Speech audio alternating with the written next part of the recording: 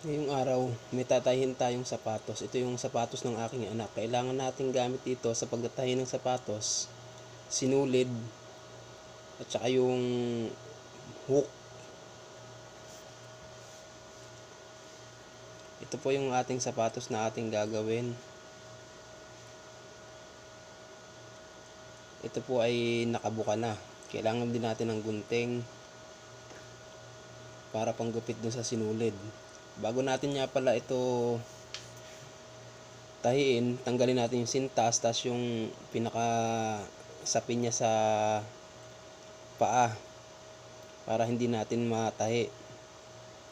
Sa pagtatahi po ng sapatos, yan, ito. Kahit saan tayo magsimula, pwede. Yan, kagaya niyan. Tinusok ko. Ngayon, yung sinulid, yan. Pag kinawit natin yan, yan yung unang kawit natin na yan. Pag kinawit natin siya, ilalabas lang natin yan. Tapos yung nasa labas na yan na sinulid, dapat habaan natin yung papaikot mo sa sapatos, mga isang ikot sa sapatos hanggang dalawa, para hindi siya mabitin, hindi siya maiksi. Kasi pagka maiksi, dudugtungan pa natin. Ito nga pala guys, yung video natin hindi pala naka-record kanina, hindi pala siya gumagana, kaya ito. Parang ganitong proseso lang din naman yan. Ayan, yung ano natin, pang-hook natin, ikakawit natin yan doon. Yung sinulid, ayan, huwag nating bibitawan yan hanggat hindi natin nailulusot. Hugutin natin. Dahan-dahan lang kasi minsan matigas talaga yan. May part ng matigas. Pagka nahugot na natin yan, ayan, pasok natin yung isa ron sa yung nasa labas, ipasok natin sa loob. Yan, tas higpitan natin. Yung tamang higpit lang, huwag yung masyadong mahigpit. Yan, isa pa. Yan. Ikawit natin siya. Tas hila, huwag mong bibitawan tong nasa loob na to hanggat hindi siya nahihila ron sa kabila, dito sa labas. Ayan. Tapos ipasok natin ulit itong nasa labas. Ayan. Tapos hilahin natin. Hilahin lang natin para mahigpitan siya. Ayan. Ganito lang yan, paulit-ulit lang. Tusok. Paulit-ulit lang din naman yun eh. Ganun lang ang gagawin natin. Para hindi na kayo magbayad dun sa tatahian nyo. Sayang din yun. Makakatipid kayo. At saka tansyahin nyo lang yung yung mga pagitan. Ayan, kailangan pantay-pantay lang siya. Ayan, ganyan.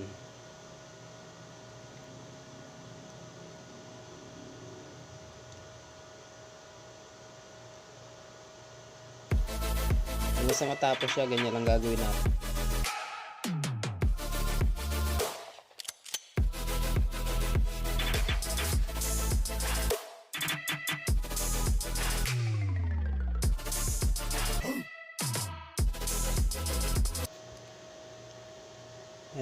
Ito mga guys, malapit na nating matapos tong isa.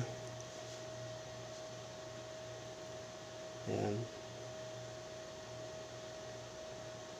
Konting-konti na lang siya.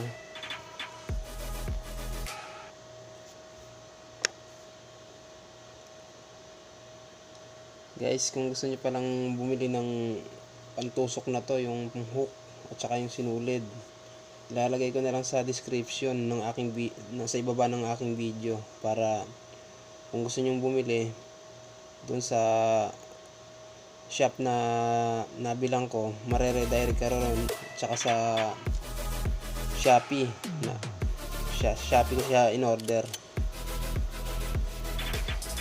Ayun guys, bubuhol ko na natin to, tapos gupitin natin. Pagkagupit, natin ng lighter. Ayan, para hindi siya mabusbos, lagyan din natin ng pandikit, yung Evo band. Napakatibay ng pandikit na yan, Evo band. Hindi niya lang, sobrang dikit. At sa kamay mo dumikit. Ito na po yung pangalawa natin. Same process din yan, kagaya ng ginawa natin. Kaya medyo na natin to.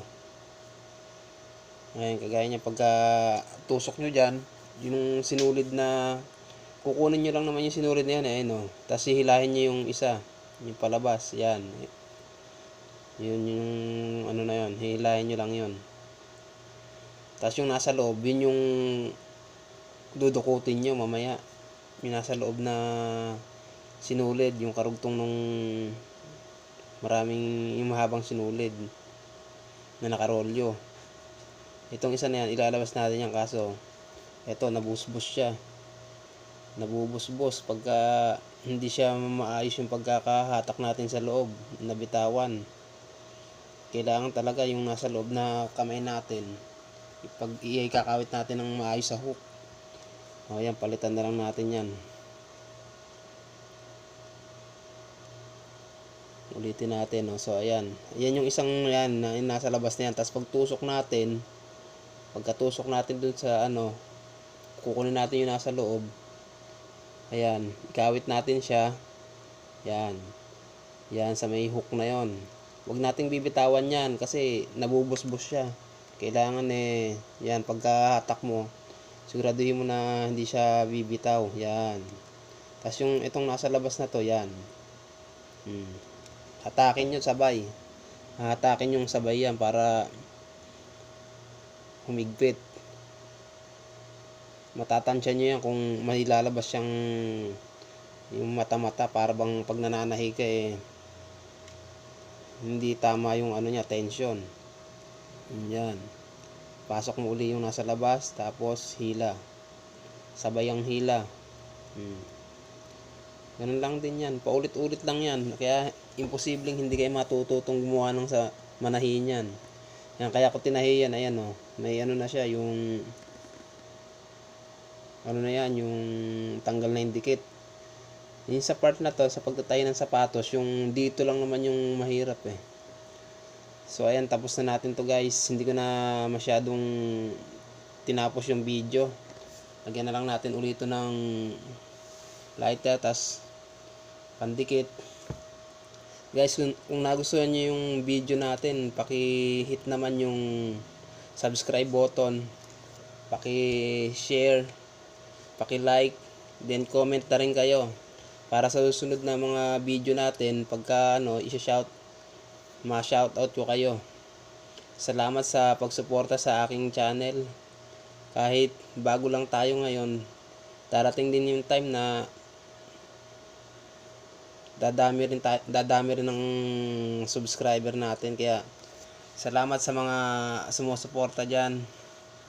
Ngayon pa lang, nagpapasalamat na ako ng maraming sa inyo. Salamat po. Shoutout nga pala sa mga sumusuporta sa akin dyan, kay Kutingting TV Vlog, kay Alvin Alvin Service Center, kay Paring Lanon, salamat sa iyo. Salamat sa panonood ng video ko. Kahit na hindi siya ganun kaganda, minsan na pagtsatsagaan mo. Maraming salamat sa inyo. Hayaan nyo sa susunod na pag-upload natin ng video, kailangan maging maayos na yung pag-i-edit. Ayan po yung ating sapatos. Tapos na po natin. Lagyan lang natin ng mga pandikit. Yan. Para kung sakaling masugatan yan yung matastas, hindi siya magtutuloy-tuloy kasi may mga pandikit. Napakatibay na yan. Ayan, kaysa pumunta kayo sa Mr. Quicking, mahal ng pandikit. Ngayon, meron na tayong sapatos na matibay. Tingnan nyo. Pati yung loob niya. Kayang-kaya nyo rin to, mga tol, mga bro, mga sis, mga kalikots. Gawin nyo rin to. Kayang-kaya nyo yan. Hindi na kayo gagastos. Sundan nyo lang yung ginawa ko. Kung hindi nyo na ulit-ulitin nyo na lang. Salamat po ng marami sa inyo. Thanks and God bless.